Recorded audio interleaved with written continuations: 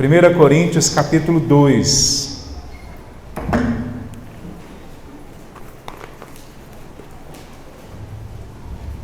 Nós estamos nessas semanas, começando a leitura e a exposição do texto de 1 Coríntios.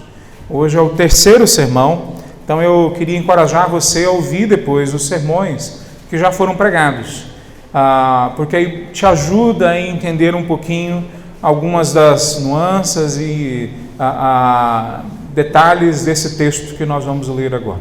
Então, 1 Coríntios capítulo 2, nós vamos ler do versículo 1 até o final, até o 16.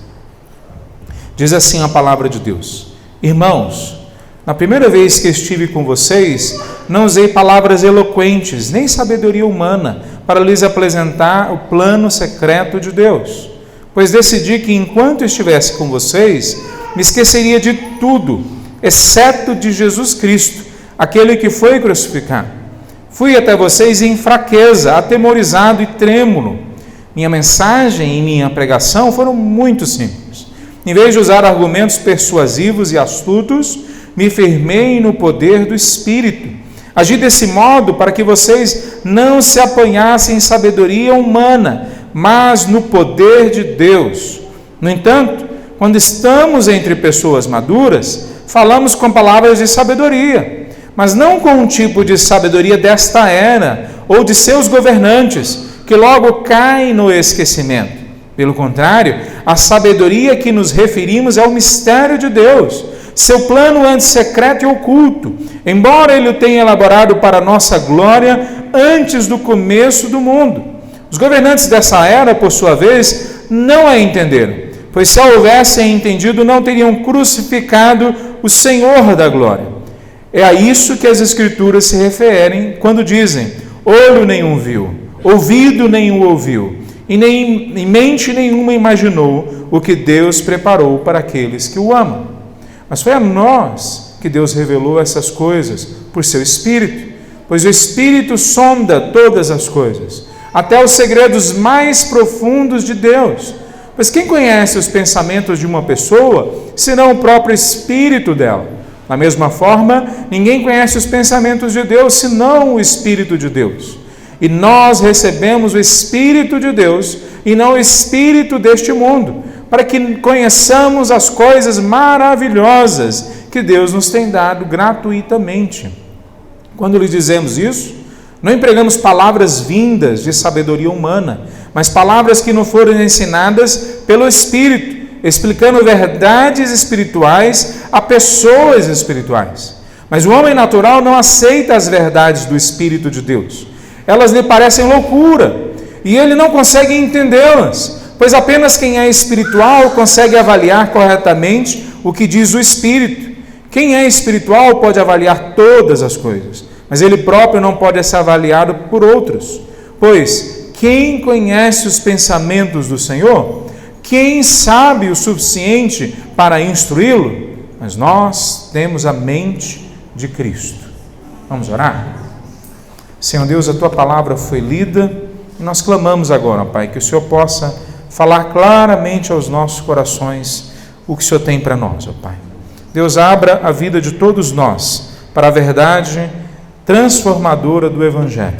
Que o Senhor toque os nossos corações e mentes, a nossa vida, toque cada família que está aqui agora, que a gente possa entender e que Teu Espírito confirme com o nosso Espírito que nós somos Teus filhos. E aqueles que não o têm ainda, ó Pai, que o Senhor possa convencê-los a se entregarem a Ti. Em Cristo Jesus que nós oramos. Amém. Poder sentar, meus irmãos. Eu queria falar hoje, meus irmãos, sobre a mente de Cristo. A mente de Cristo Jesus é a forma como Paulo se refere no final desse capítulo que nós lemos. Esse capítulo que nós acabamos de olhá-lo, de lê-lo. Hoje em dia, em nome de uma espiritualidade nova, em nome de uma espiritualidade bonita, inteligente, ou mesmo de uma pureza espiritual, a gente tem visto muitas pessoas, nas últimas décadas, escrevendo que a instituição, ou qualquer coisa que tenha a ver com algum formalismo em excesso, algum legalismo, tudo isso aí nos afasta de Deus. Tudo isso aí nos afasta da palavra de Deus, nos afasta de ter uma experiência verdadeiramente viva com o Espírito de Deus. Como disse um líder de expressão na década de 90, que eu fui aluno dele, ele dizia o seguinte, que a gente precisa quebrar os paradigmas. Ele falava de 4 paradigmas em especial: culto, clero, domingo e templo. Ele dizia que a gente precisava reinventar o que é ser igreja, atualizar os nossos conceitos de fé, modernizar ou tornar mais contemporânea a nossa atuação, nos tornar mais atraentes, mais atrativos para a sociedade à nossa volta. Veja, embora algumas coisas são interessantes, quando a gente fala sobre quebrar os paradigmas, para nos tornar mais abertos para as pessoas, por exemplo, que estão lá fora, a gente já viu nessas últimas décadas que isso faz afastar mais as pessoas ainda do Evangelho, faz afastar as pessoas ainda mais da palavra, da presença de Deus. A gente viu na história, por exemplo, que todas as vezes que grupos assim se levantaram, e foram pouquíssimas vezes, ou seja, pouquíssimas vezes na história, grupos que se diziam ortodoxos, grupos que se diziam assim, realmente serem bíblicos, questionaram o que Deus entregou na história bíblica e na história da igreja. Poucas vezes isso aconteceu. E normalmente, quando aconteceu, surgiram na sequência heresias. Agora, no nosso momento histórico, talvez como nunca outro, nós estamos vivendo um momento que mesmo grupos que se consideram ortodoxos, que dizem que a Bíblia é a palavra de Deus, mesmo grupos assim estão questionando coisas que a Bíblia deixa muito clara para nós. A realidade do dízimo, a realidade da membresia na igreja, a realidade do serviço uns aos outros, da profunda necessidade de evangelismo e missões, da importância central da Bíblia, não só de lê-la, mas de decorar e de aplicar ela para que ela transforme as nossas vidas. Todo esse tipo de tópicos, os óbvios da fé, estão sendo questionados hoje, não pela sociedade lá fora, como muitas vezes foi nos séculos passados, pela própria igreja. Pela própria igreja. Pessoas dentro da igreja pegam e dizem que dízimo é legalismo. Pegam e dizem que vir na igreja todo domingo é legalismo. Pegam e dizem que viver uma vida moral, eticamente bíblica, isso é exigência farisaica. Quem é que consegue? E aí colocam isso de lado. Não no passado e não longe de nós, mas aqui pertinho da gente, tem uma igreja que chega a afirmar, inclusive, que nós nem precisamos mais confessar os nossos pecados. Porque se a gente já fez uma oração de fé, está resolvido, nós nem precisamos confessar os pecados.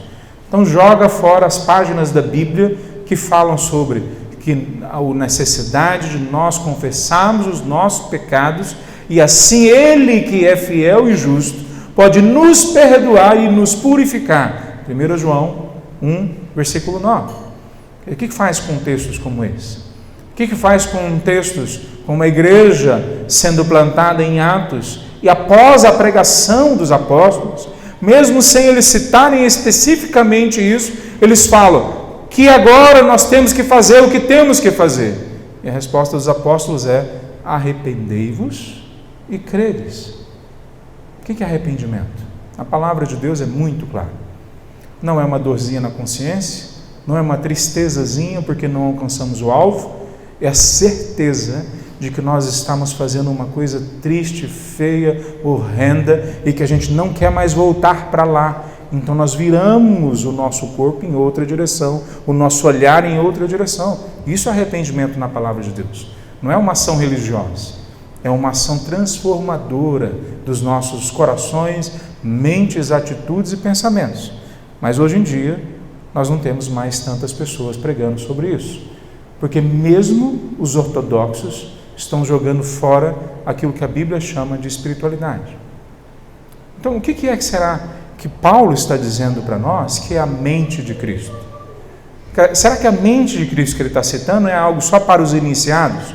Se você é um simples crente, você não vai ter acesso a mente de Cristo. Você tem que fazer a sala de discipulado, ou você tem que fazer 1 ano de caminhada num pequeno grupo, numa célula, em qualquer projeto missionário. Aí você vai entender mais e vai ser Será que é isso que a palavra de Deus está falando? O que é ter a mente de Cristo Jesus? Será que é um processo místico? É uma espiritualidade mística que a gente quase que faz mágica para uma ação sobrenatural vir sobre a nossa vida e transformar a gente? Veja, quando a palavra de Deus fala para nós sobre a mente de Cristo, nesse texto que nós acabamos de ler, ela diz mais ou menos assim como o Dr. Russell Shedd disse: o cristão terá a mente de Cristo se ele deixar o Espírito revelar os pensamentos de Deus por meio das Escrituras. Como é que eu tenho o pensamento de Cristo? Quando o poder do Espírito toma a minha vida e me guia na leitura da palavra de Deus, aplicando ela e tornando ela viva e inteligível, não só para mim, mas para as pessoas que observam a minha vida. Então, isso é ter a mente de Cristo. Deixa eu tentar descrever um pouquinho melhor. O que é que esse texto está falando para nós? Nós teremos a mente de Cristo se deixarmos o Espírito nos revelar os pensamentos de Deus por meio das Escrituras. E isso é ter a mente de Cristo. E como consequência, vai nos transformar em pessoas maduras que são guiadas pelo Espírito de Deus a avaliarem tudo sobre a perspectiva dele. Então o que é ter a mente de Cristo? Ter a mente de Cristo é deixar o Espírito nos levar até as Escrituras. Então não é nos levar para uma experiência mística, sobrenatural, distante da realidade, que nos afasta do resto das pessoas do nosso lado. Não, é para uma experiência de ler a palavra de Deus, de decorar a palavra de Deus, de entender a palavra de Deus, mas não no esforço somente humano, no poder do Espírito, de forma que transforme as nossas vidas, para que a gente tenha um profundo desejo de ver essas coisas se tornando realidade, para que a gente tenha maneiras de avaliar a realidade, as coisas que vêm até nós, se elas pertencem ou não a Deus, se elas agradam ou não a Deus, se elas são ou não espirituais. Então, eu queria falar 3 princípios sobre isso. O primeiro princípio: a nossa pregação precisa ser nosso testemunho vivo de nossa caminhada com Cristo, no poder do Espírito, sob a orientação da palavra de Deus. A nossa pregação precisa ser o nosso testemunho vivo de caminhada com Cristo, e não um conteúdo morto que nós aprendemos em livros, e não uma informação sem sentido, que nós tiramos ela de fora do contexto de escolas bíblicas dominicais e nós não conseguimos nem explicar para as pessoas direito, de uma maneira que faça sentido lá fora.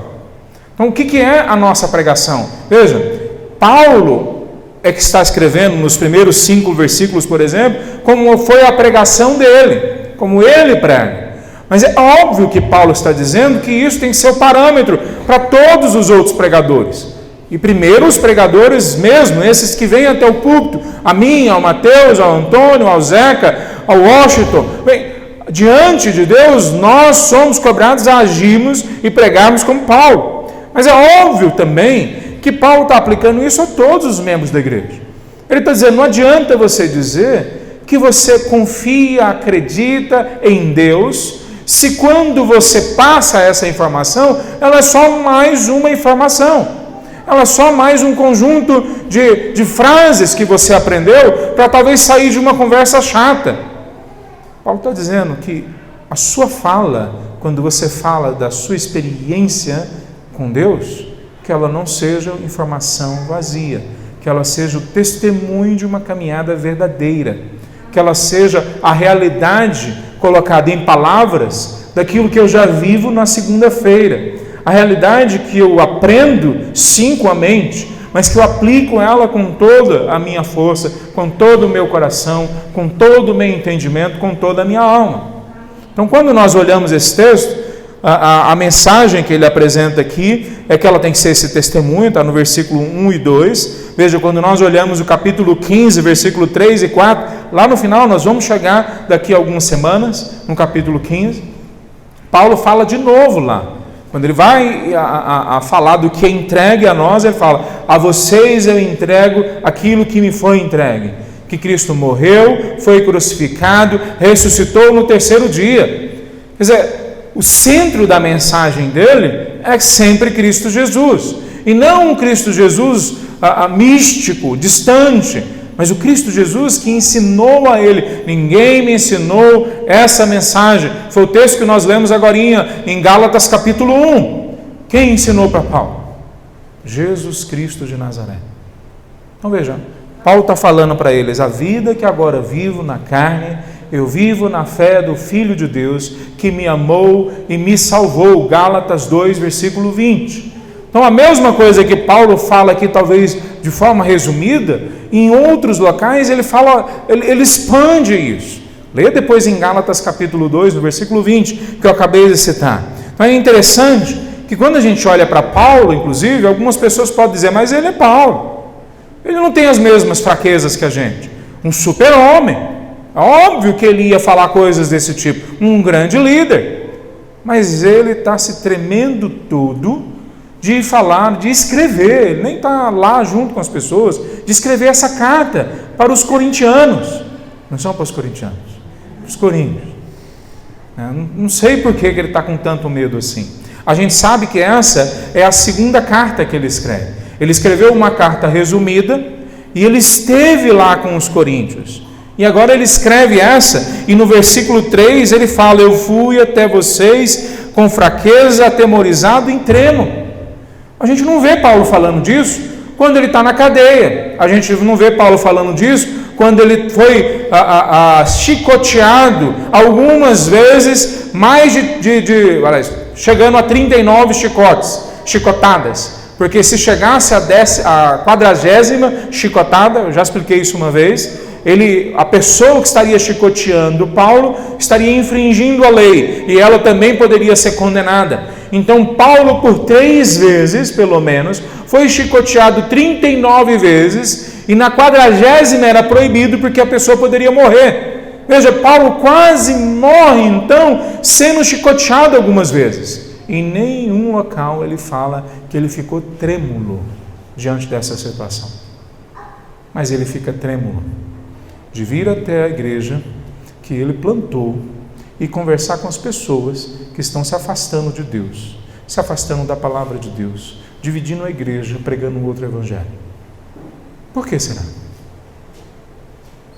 Eu não tenho certeza. Paulo não fala. Eu tenho certeza do meu sentimento. Às vezes que eu pastoreei igrejas, ou liderei grupos, que depois de você andar uma caminhada longa com aquele grupo, de repente você descobre que tem uma facção, tem um grupo que quer te derrubar, que tem um grupo que não quer mais te ver nem pintado de ouro, e você não entende, e você vai falar com eles. E eu não estou falando que todo pastor pensa assim, eu estou falando de homens e mulheres de Deus piedosos que passaram por essa situação. Vai falar com eles, mas você fica com um senso de temor no coração, que a próxima frase que você vai falar possa afastar essa pessoa ainda mais de Deus, ao invés de atraí-la para Deus. Eu lembro quando eu estava com um amigo meu discipulador, meu primeiro ministério, em 97, e ele foi chamado pelo pastor da igreja mãe, nós fomos juntos lá, eu fui só acompanhando ele, éramos pastores numa igreja japonesa em São Paulo, e chegamos lá, alguém tinha falado mal para ele, para o pastor da igreja mãe. O pastor da igreja mãe não falou nada, no sentido de dar palavra para o meu amigo, ao contrário, já o condenou, já o tratou com desprezo, com desonra, e na minha frente, antes fosse longe de mim, para que ele não ficasse tão envergonhado, mas envergonhou ele de um jeito que eu vi poucas vezes acontecendo. E meu amigo chorou de angústia na frente do pastor, e depois quando nós saímos. Sabe o que esse meu amigo fez com a igreja que falou mal dele, com o irmão que falou mal dele, com a igreja mãe que fez esse desrespeito com ele? Nada. Não deu uma resposta para se defender, não se levantou contra ninguém, não falou alto, nada. só colocou diante de Deus. Uma das maiores lições que eu aprendi no meu início ministerial: ser humilde, ter temor a Deus quando a vida de pessoas estão em jogo. Quando a sua vida está em jogo, a gente pode confiar que Deus vai cuidar, mesmo que cuidar através da morte. Quando a vida de pessoas estão em jogo, Deus me cobra elas. E Deus cobra você. Cada um de vocês que já tem o Espírito de Deus, cuide bem com a sua palavra, com o que você fala, porque pessoas podem se afastar da fé por causa de você. Mas a todos nós também é oferecida a mesma bênção de atrair pessoas para o Evangelho por causa do cuidado que nós tomamos com a nossa boca, com o nosso comportamento. Então veja, Paulo não é uma pessoa diferente. Ele está morrendo de medo desse pessoal. Ele está tremendo diante deles. Ele não é uma pessoa sobrenatural. Ele tem os seus medos, mas como que é construída a fé dele? Veja, a fé dele, ele mostra no versículo 3 e no versículo 4, que ele chega com uma mensagem não baseada em sabedoria humana, não em recursos da inteligência dele. Ele chega com uma mensagem baseada no poder de Deus. É de se supor, pelos outros textos que nós temos, que Paulo não era eloquente, que Paulo não sabia pregar muito bem no sentido da oratória. É também de se supor que provavelmente Paulo tinha um problema nos olhos, e talvez não fosse muito agradável olhar para ele. Bom, a gente não sabe isso, não tem certeza, mas é isso que alguns historiadores dizem. Mas ele fala: eu também não me baseei nisso, nem no poder, nem na oratória, nem na minha capacidade, eu me baseei no poder de Deus. É só isso que me baseei. Eu apresentei a palavra de forma simples. E quando ele fala isso, alguns podem pensar que ele está sugerindo alguma ação mística, sobrenatural, diferente. Não, ele está falando em outro local: nós interpretamos as Escrituras com as Escrituras. Em outras palavras, ele está falando o que ele fez lá em Atos 17, versículo 2, e depois Atos 17, 17, e depois um 18 na sequência. Ele vai citando vários textos similares, dizendo que mostrou através das Escrituras que Cristo havia de vir, que comprovou através das Escrituras qual era o Evangelho. Então, ele não apresenta o poder de Deus como algo desconexo da palavra de Deus. Ao contrário, o poder de Deus vem quando a palavra de Deus é esclarecida, fica absolutamente nítida e óbvia para as pessoas. E mais uma coisa, essa clareza da palavra de Deus é aplicada ao coração da pessoa pelo Espírito Santo de Deus, porque só Ele convence as pessoas do pecado, da justiça e do juízo. Então veja, a forma como nós podemos construir a nossa fé pode ser muito diferente da fé que Paulo busca construir na vida daqueles irmãos e provavelmente na vida dele. Quer dizer, como que você chegou à conclusão que você tinha que ser evangélico, ou cristão, ou entregar a sua vida a Cristo? Quer dizer, qual foi o fundamento da sua fé? Se foi argumentos de um pastor: eu tenho dó de você. O que produziu fé em você, se foi só o seu arrazoar, o seu pensar, a sua lógica. Não, ser cristão evangélico é melhor do que ser uma outra religião, é mais legal do que ser, se for isso, olha, eu fico feliz de você estar aqui, por um motivo, que você pode ouvir mais uma vez a palavra de Deus. Mas ao mesmo tempo eu quero dizer para você que isso não é o suficiente. Se a palavra de Deus não for aplicada pelo Espírito de Deus ao seu coração, se não há um fundamento do poder de Deus transformando você, como Jesus fala em João capítulo 3, a partir do versículo 7, que o novo nascimento é o nascimento do alto.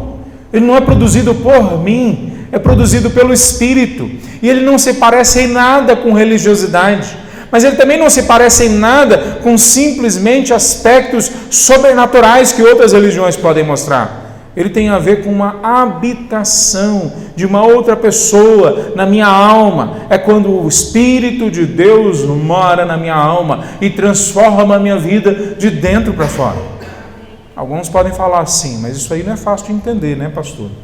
Não, não é não. É impossível de entender para aquelas pessoas que ainda não foram alcançadas pelo Espírito de Deus. Porque só o Espírito de Deus pode tornar a palavra clara para cada um de nós.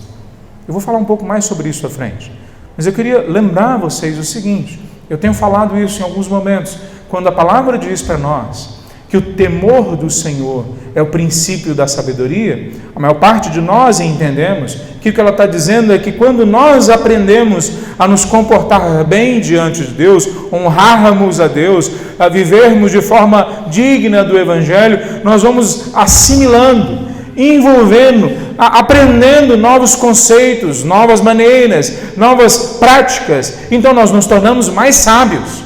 Bom, não joga fora isso. Isso faz parte do que esse texto de Provérbios, capítulo 9, versículo 10 diz. Mas é muito mais do que isso. O que o texto diz para nós é que, quando todo momento que eu tomo decisões, ao invés de eu me basear nas construções anteriores que eu tive na minha mente, mesmo as boas, eu volto mais uma vez para a presença de Deus e falo: Senhor Deus, aplica no meu coração, na minha mente, me instrui sobre a próxima decisão que eu tenho que tomar. A sabedoria que Deus tem para nos dar é muito mais do que informação, conhecimento, que boas práticas. A sabedoria que Deus tem para nos dar é que Ele vai caminhar com a gente todos os dias, é que Ele pode estar em contato com a gente sempre que a gente quiser, que nós o tempo todo podemos falar: Senhor, tem uma nova decisão, o que eu faço? Ele vai me apresentar o que eu já aprendi, Ele vai me apresentar a palavra dEle, mas acima de tudo, Ele vai ter um relacionamento pessoal comigo, verdadeiramente relacionamento. Não é religioso, é muito mais do que religioso, é pessoal, Ele conversa comigo. Paulo fala em Romanos capítulo 8, no versículo 9, e depois em outros versículos, que é o Espírito de Deus que confirma com o nosso Espírito que nós pertencemos a Ele. O Espírito conversa com a gente. Muitas vezes nós não queremos ouvir e tornamos os nossos ouvidos surdos à palavra de Deus. Veja, esse texto está dizendo então mais do que isso. E eu quero ir para o próximo ponto então. A nossa caminhada cristã precisa ser construída na certeza de que pertencemos a um outro lugar, a uma outra lógica, a um outro tempo. Veja, Paulo fala no versículo 6 que ele deseja falar, ele espera falar, ou é o que deveria estar acontecendo, falar a pessoas maduras. Mas no versículo 3, no capítulo 3, no versículo 1, ele diz que essas pessoas maduras não estão ali em Coríntios. Elas não são maduras, essas pessoas. Veja, o que ele está falando, ele deveria estar falando para pessoas maduras, mas ele reconhece que aqueles irmãos nossos, daquela igreja, 2000 anos atrás, não eram maduros. Será que nós somos maduros? Será que nós colocamos a nossa mente no alto, como Paulo fala em outro local, capítulo 3 de Colossenses? Ponham a mente de vocês nas coisas que são do alto. E é óbvio que Paulo, quando fala isso lá em Colossenses, não está dizendo viva com a cabeça na lua, não é isso. Ele está dizendo, quanto mais a sua mente estiver nas coisas do alto, mais inteligente, prático, mais sábio você vai ser com as coisas daqui, desse momento da história, dessa realidade que a gente vive. Quanto mais você se prender com a sua mente aqui, mais falta de sabedoria, mais distanciamento da vontade de Deus você vai ter. Quando nós olhamos esse texto, Paulo está falando para nós que existe um outro local, existe um Cristo crucificado na história, mas uma esperança que Ele vai nos levar para a ressurreição do corpo. Ele fala isso em outros textos, mas aqui, por exemplo, no versículo 7 e no versículo 8, ele fala: a sabedoria a que nos referimos é o mistério de Deus. E ele fala que esse mistério foi entregue antes da fundação do tempo. Paulo fala desse mistério em vários locais. Em Efésios capítulo 1, no versículo 9 e 10, por exemplo, ele fala que o mistério de Deus é que Ele ia trazer todas as coisas no cosmos. É a palavra que ele usa em grego. No cosmos, no universo, 93 bilhões de anos-luz de distância de uma ponta a outra do cosmos, e de alguma forma que eu não entendo, não consigo explicar, a morte e ressurreição de Cristo Jesus traz todo o cosmos para o centro novamente. Mas sabe qual que é o centro desse mistério que ele fala? Que nós fomos feitos para a glória. Assim que ele descreve que os segredos, deixa eu ler o texto como ele está. Versículo 9, por exemplo: olho nenhum viu, ouvido nenhum ouviu, e nenhuma mente imaginou o que Deus preparou para aqueles que o amam. Um pouco antes, ele fala no versículo 7, embora ele o tenha, o seu plano secreto elaborado para a nossa glória. Ele depois explica mais sobre isso no capítulo 15, nós vamos chegar lá, que a nossa glória que ele está se referindo é que nós vamos receber um outro corpo. A gente vai receber uma outra capacidade moral que hoje nós não temos. Vai ser limpa a nossa alma, o nosso interior da maldade. Nós vamos receber uma outra experiência absolutamente diferente de tudo que nós recebemos até agora. Paulo está falando, vai vir para nós um outro momento. E ele fala que esse outro momento é com base nele que nós precisamos viver. Ele cita, por exemplo, Isaías capítulo 64. Ele cita o versículo 4 em específico, mas olha o que ele fala desde o versículo 1 do capítulo 64 de Isaías. Quem dera abrisses os céus e descesses. Ele já começa dizendo, Isaías, no final do seu texto lá no Antigo Testamento, quem dera o céu se abrisse e a gente visse a glória de Deus uma vez mais descendo sobre as nossas vidas.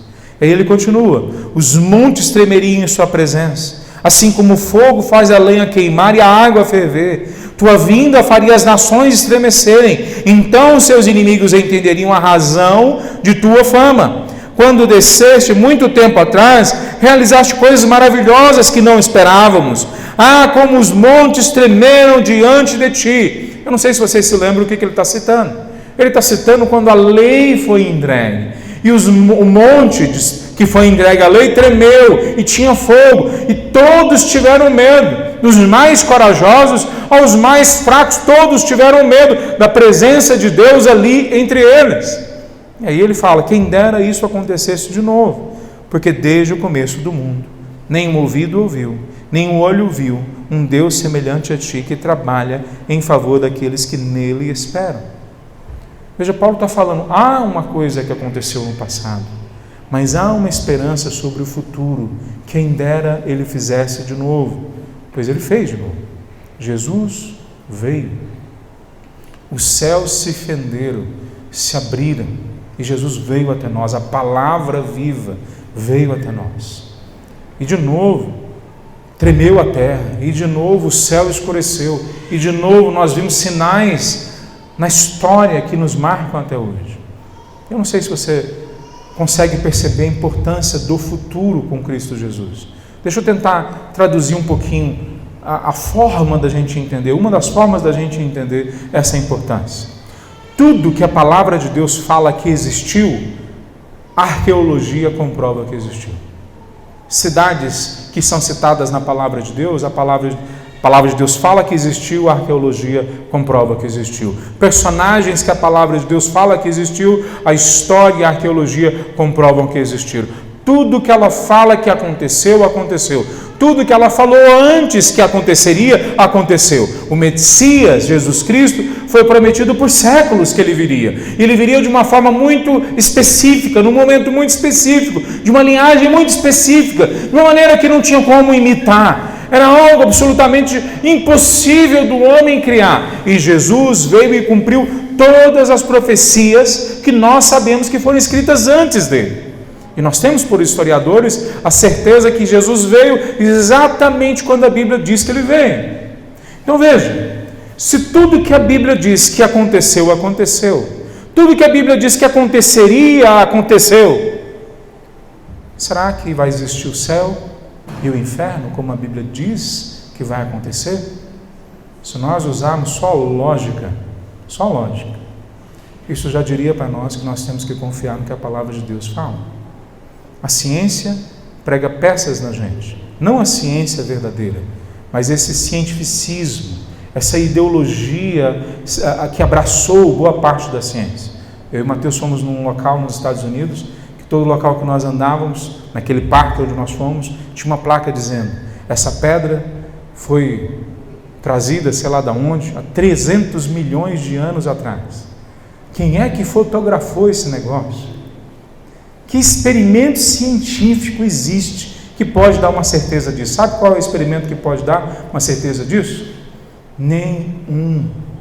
Mas os homens afirmam categoricamente que uma pedrinha no meio de um deserto surgiu ali há 350 milhões de anos atrás. Nada pode provar que eles estão certos. A palavra de Deus, tudo que ela fala, tem sido comprovado pela arqueologia e pela história. Então, eu não preciso duvidar de que aquelas coisas que ela fala que vai acontecer, vão acontecer de fato. E isso é lógica, isso não é religião. Isso é olhar para a Bíblia, para a história, para a arqueologia, com um pensamento que faz sentido. Então veja, quando Paulo está falando para eles, ele fala: há uma realidade maravilhosa que foi preparada para a gente no futuro. Tem vários outros momentos que ele fala coisas semelhantes. Nós recebemos o Espírito de Deus e não o Espírito deste mundo, para que conheçamos as coisas maravilhosas que Deus nos tem dado gratuitamente. O versículo 12, ele não fala que vai nos dar, ele já nos tem dado, já é algo verdadeiro na vida da igreja.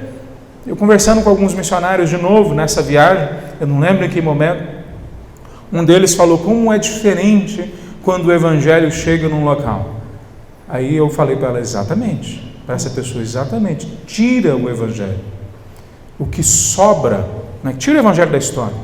O que sobra são mulheres que são tratadas como objeto, que é assim ainda em vários países da Ásia, onde o evangelho ainda não entrou, em várias culturas da Ásia. Tira o evangelho e você não tem direitos humanos. Tira o evangelho e você não tem cuidado com as crianças. Então tira o evangelho e vê o que sobra de bom naquela cultura. Então Paulo está dizendo para nós: olha, há coisas maravilhosas que já nos foram entregues. Terceiro princípio que eu queria deixar para os irmãos, e esse assim nós vamos encerrar com esse princípio, que a nossa experiência com Deus e com sua palavra é o que nos ensina a julgar quais coisas pertencem a Ele e são boas para as nossas vidas. Veja, no versículo 13, ele começa assim: quando lhes dizemos isso, não empregamos palavras vindas de sabedoria humana, mas palavras que nos foram ensinadas pelo Espírito, explicando verdades espirituais às pessoas que são espirituais. Quem é que são essas pessoas espirituais?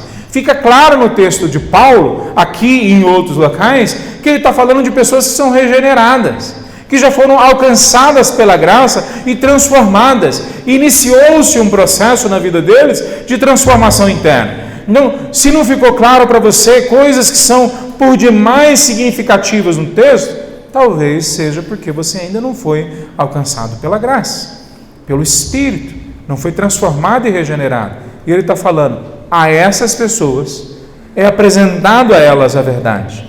Veja, o que ele está dizendo com isso? Que quem não é salvo em Cristo Jesus não entende a palavra de Deus? Não é exatamente isso que ele está dizendo. Você pode estudar grego, e você vai ler bem o Novo Testamento em grego, que é a língua que ele foi escrito. Você pode estudar hebraico e aramaico, e você vai estudar bem o Antigo Testamento. E você pode entender certas verdades que tem na palavra de Deus melhores do que muitos pastores, melhores do que eu. Mas não é suficiente entendermos com o intelecto. Se a gente não tiver ação do Espírito nos convencendo que aquilo é a verdade, que a nossa vida depende daquilo, que eu tenho que me entregar àquela verdade. A aplicação que o Espírito faz às nossas vidas é o que torna único o que Deus fala a cada um de nós. Então, o que você não entende da palavra de Deus não é culpa do seu português, da sua falta de teologia, embora tudo isso possa te ajudar a entender a palavra de Deus, mas pode ser culpa sim de você estar longe de Deus, longe da pessoa de Deus, da palavra de Deus. Então cabe aqui a gente trabalhar um pouquinho mais essa questão da espiritualidade, que Paulo vai usar muito esse termo. Veja, na palavra de Deus, espiritualidade nunca é confundida com o sobrenatural, que é o que nós fazemos na cultura brasileira. E espiritual é o que é sobrenatural. Então eu fui numa igreja e eu vi um milagre acontecendo. Então essa igreja só pode ser verdadeira. Eu fui numa igreja, uma profetisa falou uma coisa que ninguém poderia saber. Então isso só pode ter vindo de Deus. Eu fui numa igreja que na hora do louvor, eu nunca tinha tido isso, mas de repente um comichão, um calorzinho no coração, igual o Mateus falou, começou a me encher e eu começo a chorar. Então essa igreja só pode ser, de fato, de Deus. Paulo nunca confunde espiritualidade com sobrenaturalidade. Por quê? Porque Satanás e os demônios também atuam de forma sobrenatural em volta de nós. Porque Satanás e demônios também fazem milagres mesmo dentro da igreja. Porque Satanás e demônios conversam de uma forma muito criativa e muito interativa com a nossa carne.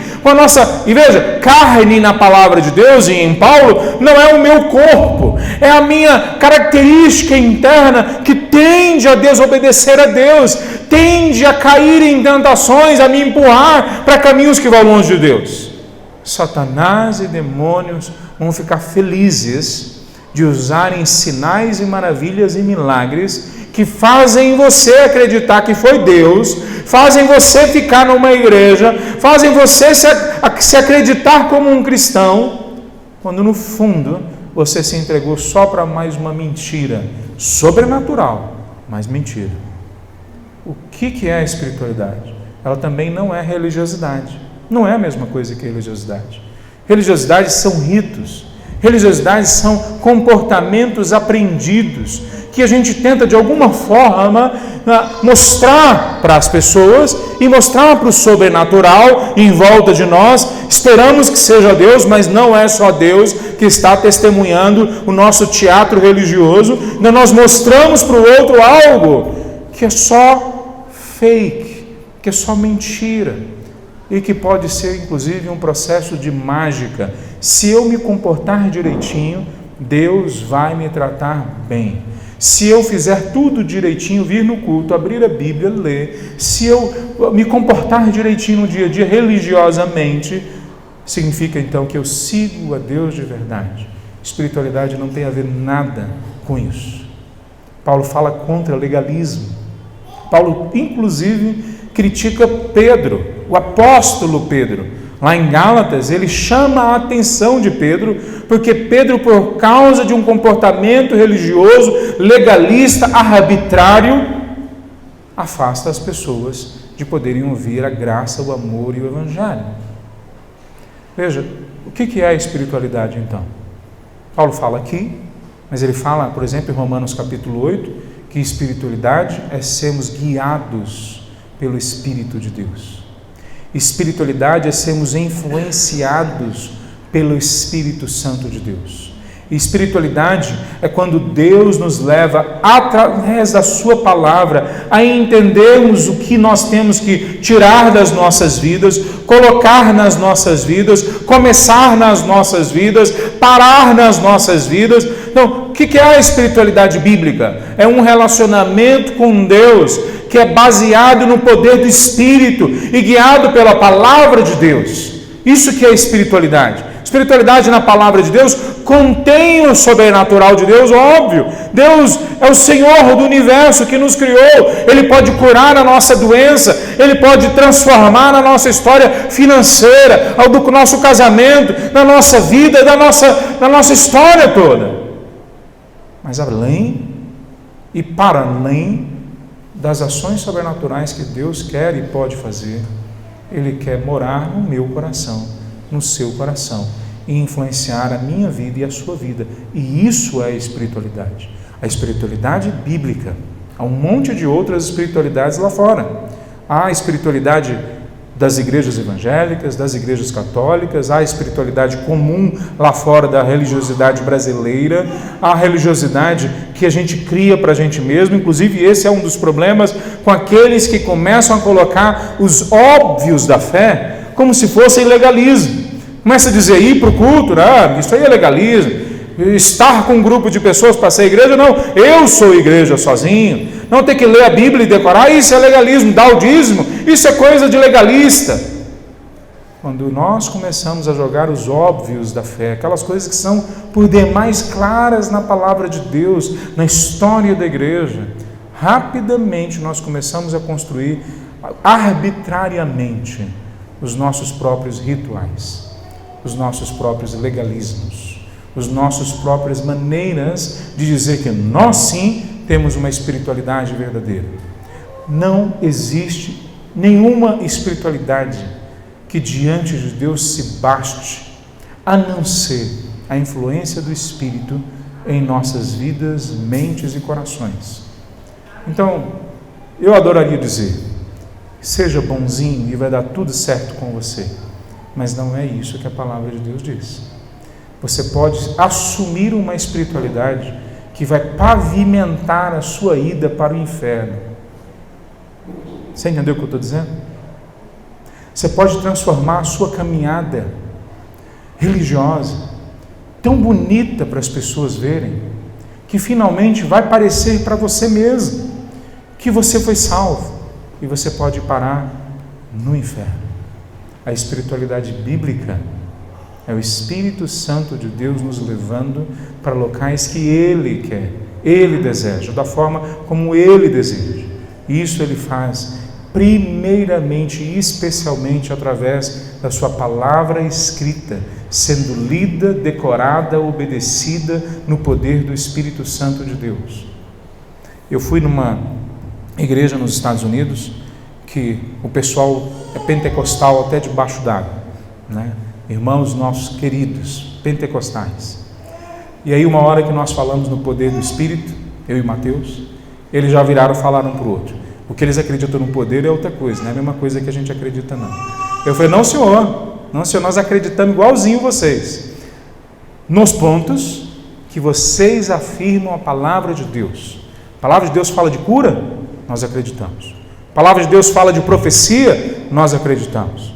A palavra de Deus fala de milagres, sinais, mostrando que o reino de Deus chegou na vida, na casa, num povo, num novo país, num novo lugar, então nós acreditamos. Tudo que a palavra de Deus fala, nós acreditamos 100%. Não parou lá atrás, continua agora. Nós acreditamos em tudo para o nosso momento, como o Espírito Santo de Deus colocou na sua palavra. O que nós não acreditamos é em toda inserção, todo acréscimo, toda manipulação, para que aquilo que parece ser espiritual, sendo só sobrenatural, às vezes só religioso, se coloca como padrão dentro da igreja. Não é padrão. Deixa eu falar mais uma coisa sobre essa questão da espiritualidade para nós. Paulo fala que nós temos, ele termina o texto dizendo, quem conhece os pensamentos do Senhor? Ele fala que o homem natural, e aqui ele está falando, a nossa carne, não consegue entender a lógica do reino de Deus. E quando ele fala isso, esse homem natural vive uma lógica que não é só dele. Ele vive uma lógica que ele constrói com um grupo de pessoas, com a sociedade onde ele vive, com a cidade, com o país, com a cultura que ele vive. Então se torna cada vez mais difícil para essa pessoa identificar que ela está longe de Deus, porque ela não vive uma mentira sozinha, ela vive uma mentira em grupo. Ainda mais difícil ainda para ela entender. Mas aí Paulo fala, nós temos acesso à mente de Cristo Jesus.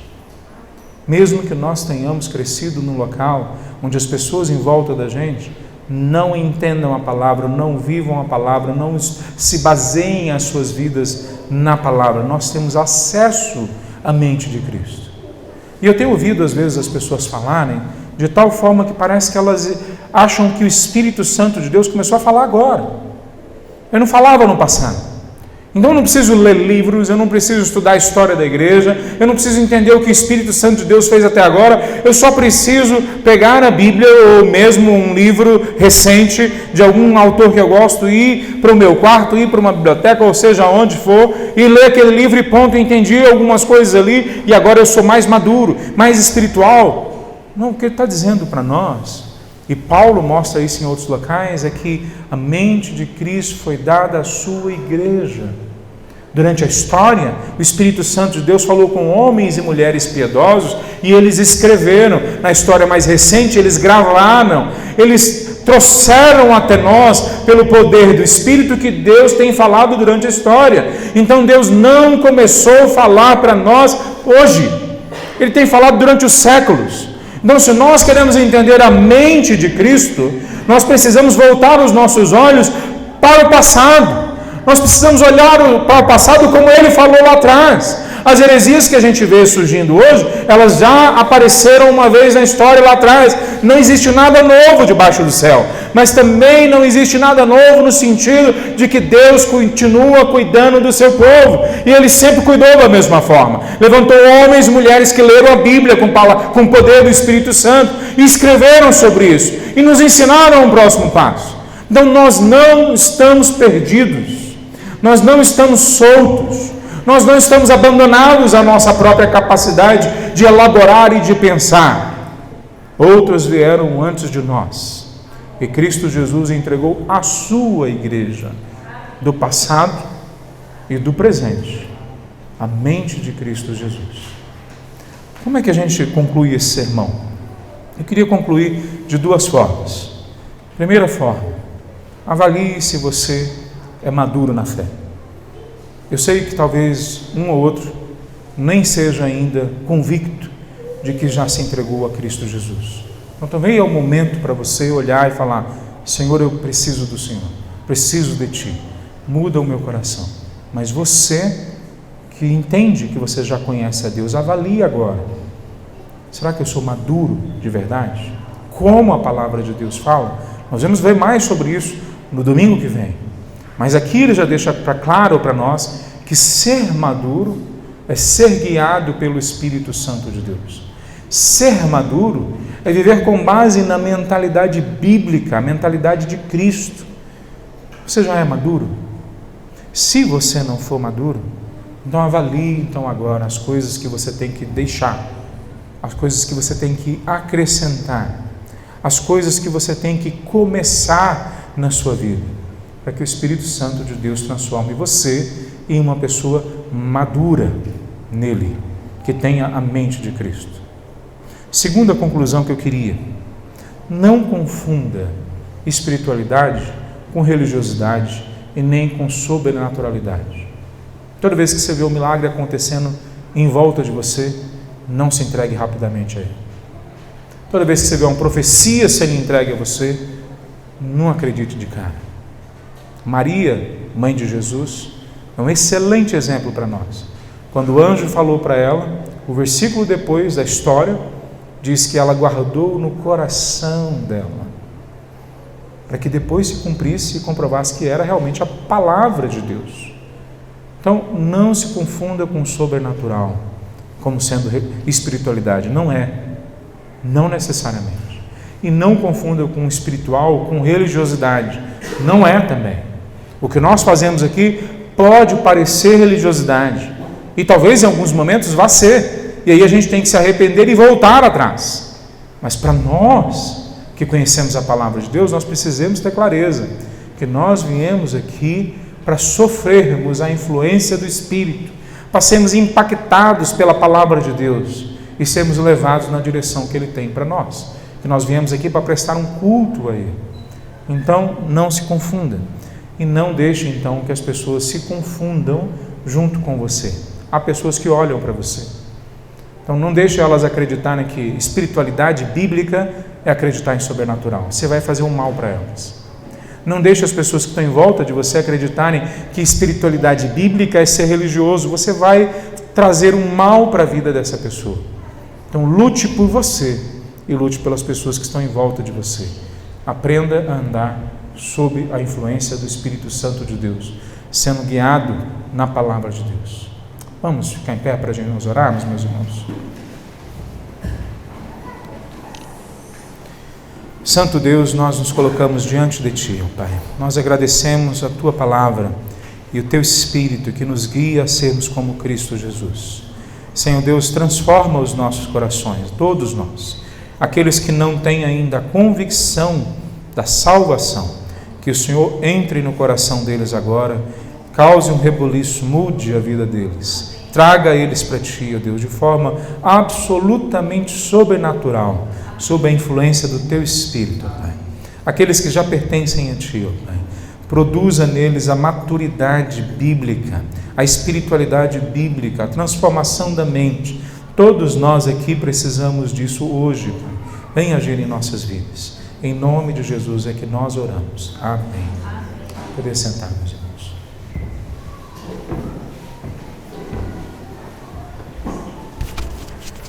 Amém, meus irmãos. Que palavra abençoadora.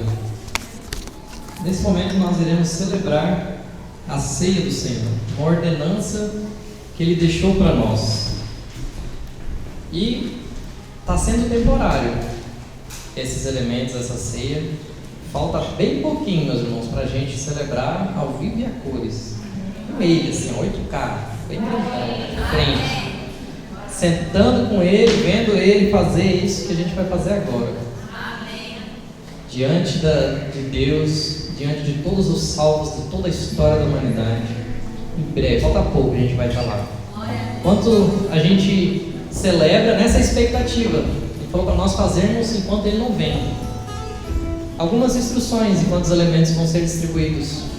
Se você está em comunhão com a sua igreja, em comunhão com Deus, você já foi batizado nas águas, faz parte de uma igreja, você está em um relacionamento com o Senhor, pode ter esse momento, participar conosco. Então isso acaba também excluindo crianças, né? Crianças pequenas. Enquanto os Francisco e Ana distribuem os elementos, vamos estar cantando com toda a nossa alma a esse Deus maravilhoso.